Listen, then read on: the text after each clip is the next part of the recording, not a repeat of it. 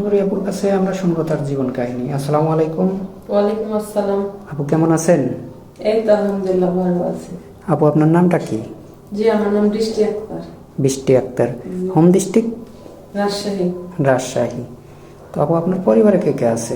আমার পরিবারে আমি আর আমার মা ছাড়া কেউ নেই। ও আচ্ছা। তো আপু আপনি মূলত ক্যামেরার সামনে কেন আসছেন?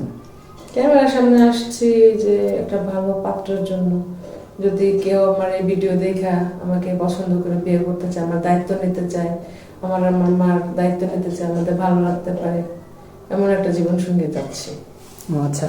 তো আপু মূলত আপনি তো আগেও 2টা ভিডিও দিয়েছিলেন, তো এখনো কি আপনি কোনো সাড়া পাননি? না, এখনো কোনো সাড়া পাইনি। ও আচ্ছা, এর জন্য কাকে দায়ী করেন? আমাদেরকে দায়ী করেন নাকি আপনার কপাল? না না ভাই, আপনাদের কেন দায়ী করবো? আপনারা তো চেষ্টা করতেছেন।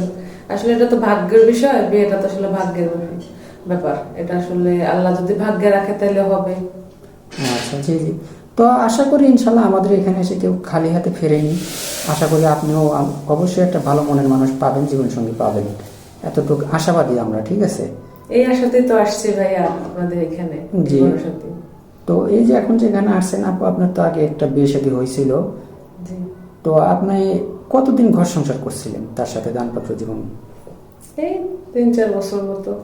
বেশি তো সম্ভব না, একটা নেশাখোরের সাথে তো 3 বছর থাকাটাই অনেক বেশি কষ্টকর ছিল। ও আচ্ছা। তো এই যে আপনার যে এখানে আসছেন, আপনার যে বিয়ে শাদী হয়েছিল, আপনার কি কোনো ছেলে মেয়ে আছে? না ভাই, আমার কোনো ছিল না। ও আচ্ছা, 3-4 বছর ঘর সংসার করছেন, তারপরেও একটা সন্তান বেবি নেন নাই কেন? এই নাই যে নিশ্চিত নাই, একটা নেশাখোর, সে মারধর করে, কি করে, তার নিজের সংসারের প্রতি কোনো টান নাই। চাহিদা নেই। জি জি, হ্যাঁ, বুঝতে পারছি। একটা বাচ্চা নিয়ে পরে আমার মা হচ্ছে মানুষের বাড়িতে কাজ করে খায়, আমার এসে কিভাবে চালাবে?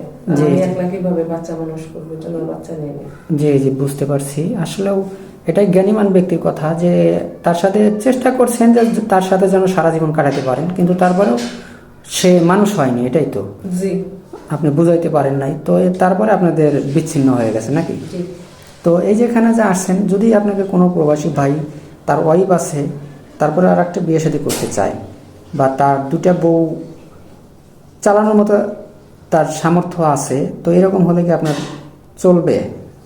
হ্যাঁ, সে যদি ঠিক মতো তার দায়িত্ব পালন করতে পারে তাহলে তো সমস্যা নেই। ও আচ্ছা।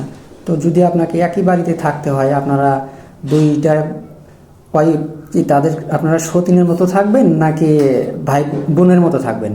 এখন সে যদি আমাকে মাইনে নিতে পারে, আমি অবশ্যই তাকে বড় বোনের মতো সম্মান করবো, বোনের মতোই থাকবো। জি জি। তো অনেক সুন্দর কথা বলছেন যে আপনারা দুজন ঠিক বোনের মতো থাকবেন, কখনো মানুষকে বুঝতে দেবেন না যে আপনারা 2টা সতীন নাকি? না, কখনোই না। ও আচ্ছা, অনেক সুন্দর কথা বলছেন। তো আপু আপনার লেখাপড়া কতটুকু করছিলেন? আমি এসএসসি পাস করছি।